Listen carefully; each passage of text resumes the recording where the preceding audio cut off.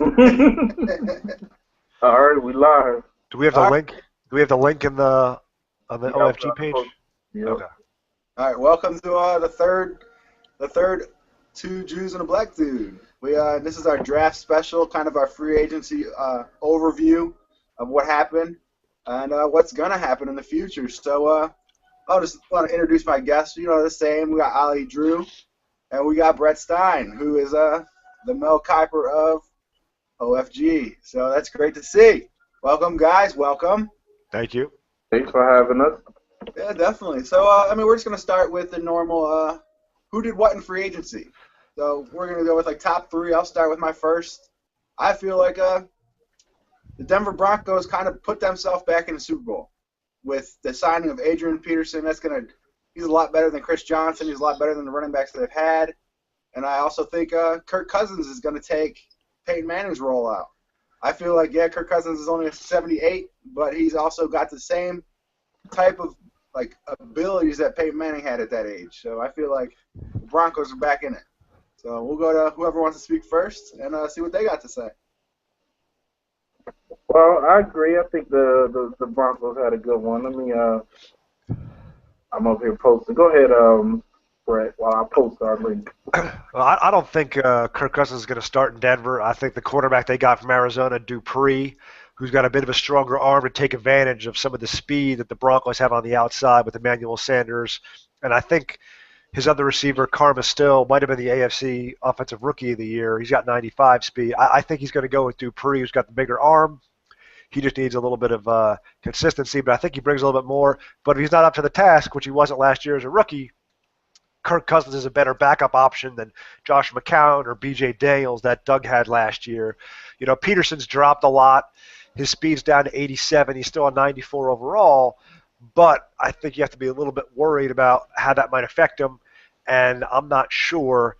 Doug's not a big speed back guy, but he had Chris Johnson. If Adrian Peterson at 31 years old can still carry it 200, 250 times a year so he can control the ball, because Doug's defense is still very good. He's got a trio of excellent man cover quarterbacks, all at the high 80s or low 90s there, and his defense in general is always pretty solid. So I think Doug had a good offseason, and certainly the Rams added some linebackers, made some moves, got some draft picks for next year. You know, his team won the Super Bowl, obviously, and when you improve your defense, that tends to bode well when you already have the third-ranked rushing attack in the league. Well, I'm gonna piggyback off of that, and I agree. And just knowing Doug's style, he wants to run the ball, and then he's got some pretty good speed receivers to go up top. So you factor in now Adrian Peterson, still's got pretty much a good bit left in his in his juice can. So he's going to be able to do some things. He had a pretty good off season, but I like the to make the start over Cousins. Stronger arm. The accuracies aren't there, but if you got Kenny Stills' brother, Carmen Stills, or whatever, Carmine Stills, it's got to be Kenny Stills' brother, right? They're both fast. Uh, Both got 95 speed. Can't teach 95 speed. So he's going to play the run game, and then he's going to be able to go up top with Dupree.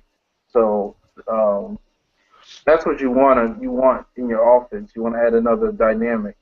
I think he did that with his offseason. So, and that's pretty good. And like you said, the Rams, anytime the Super Bowl champ makes additions, they're going to be. That's a good offseason for them. They didn't just sit back. They added someone on the offensive line. They got a center from Green Bay. Yeah, they got Green Bay center. They did move their wide receiver. Austin. Austin. But again, they're a running team, so they're going to want to run the ball. So getting a center is actually pretty big for them. They're not going to be at the draft, so it's going to be kind of a interesting season how much more they add to be able to take the title from Mr. Stein over there. No, definitely. I mean, I think taking a center's big because my other surprise in the offseason was that the New York Giants and the Cleveland Browns made a trade. Who would expect that? Who would have expected that? Like, That's never happened. Yeah, definitely. Two or three times. But yeah, I'm gonna piggyback off of you guys again, like just how Ali did, and the Rams. I think the Rams they got all three linebacker positions locked down now with free agency or trades, and it's rough for me to see that the Rams did all this moving and the 49ers stayed the same. So I really would like to see what Brett has to say about staying the same. He didn't get any better or any worse, but he's stuck even. So let's see what Brett's got to say. Is he going to hold on to that division crown that he covets so much? Well, it's hard to make big splashes in free agency. I only had 12 million in cap room because I had to re-sign Alden Smith. I had to re-sign Tremont Williams. I had to re-sign my starting right guard, my tight end, both my defensive ends. That's a lot of money sucked up right there. And I have a lot of talent, up and down my roster. And as I looked into free agency, I thought it was a weaker free agent class. I tried to add an outside linebacker and a kicker, and I was rebuffed. So those two players can enjoy not being in the playoffs next year instead of being on a winning team like mine. And the Niners, we make our money with strong drafts, and I have a feeling I had some pretty good draft last year. I added a wide receiver in the first round. I think I'm going to look to add some quality players in the draft, and I've got one trade lined up after the season begins to clear a roster spot. So, I think if my team sticks to its formula of running and defense and I still have all those players, I think I'll be okay.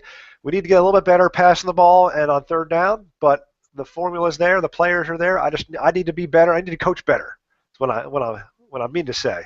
So I still have the players I like. I just need to execute a little better when it counts. Definitely. So my third surprise, I guess, not really a surprise. I actually love to see this happen. Is Julius Peppers going back to the Carolina Panthers? I'm a big fan of like realistic type stuff, and I really see that actually happening. If he doesn't retire after this year with the Packers, I really could see him going back for one season just to retire after that season.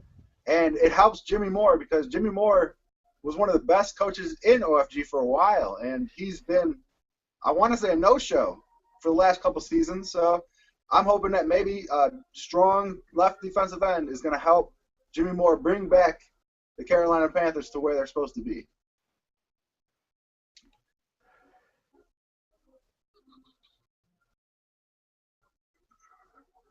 So that's our free agents surprise and expectations, I guess. So let's go. We'll just go to their draft real quick. Who do you guys taking number one with the Texans pick?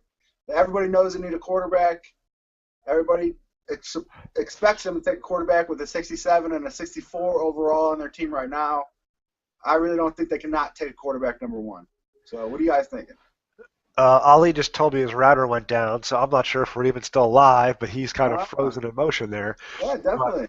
I think the Texans, you'd have to figure, just like real life, if there's a quarterback they like at the top, I've heard some rumors they could be going with a quarterback, and honestly, their defense was pretty good last year.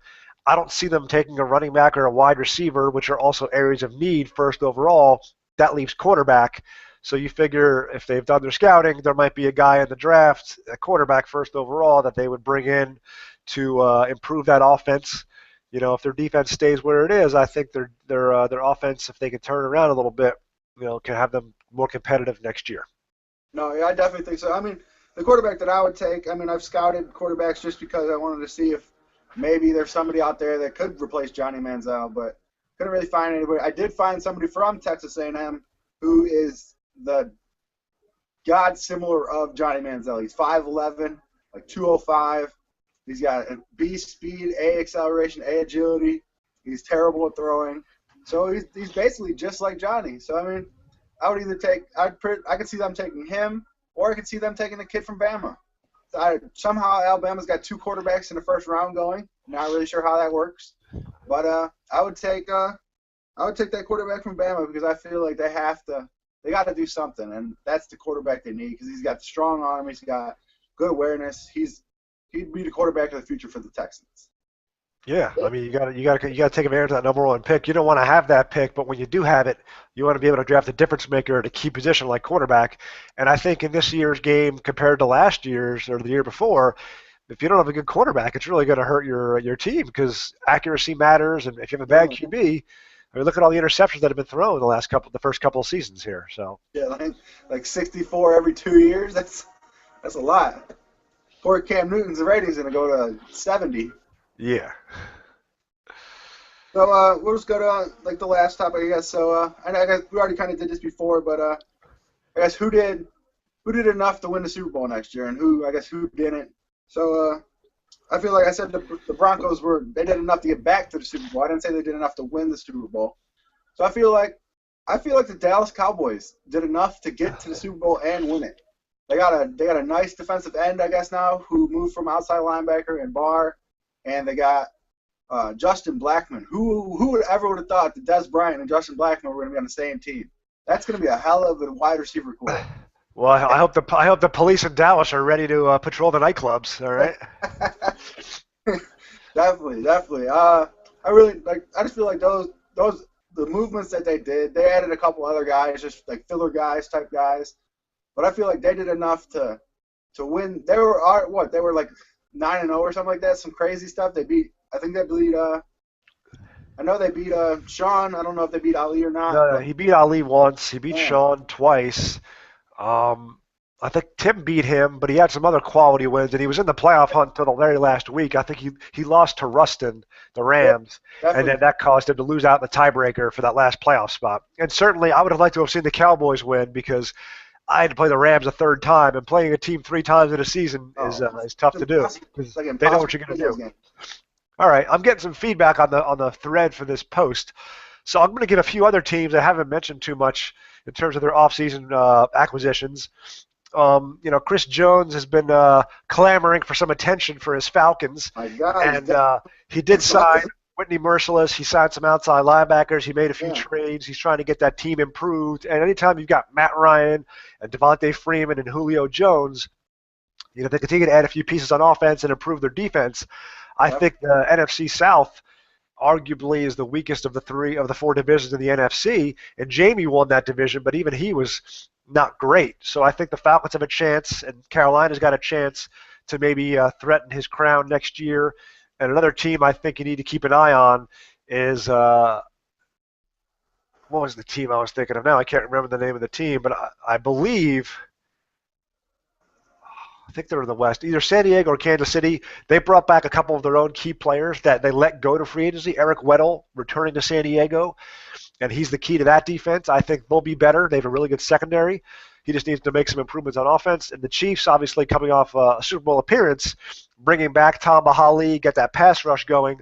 They need to add some speed at wide receiver. I think in the Super Bowl you saw when he got down 14-0, Dwayne Bowe's really slow, Stevie Johnson's really slow. You need to add some playmakers on the outside so teams can't focus on Jamal Charles. So I think those 3-4 teams you could see take a bit of a boost next year, but some teams didn't do much. I didn't do anything. The Saints didn't do anything.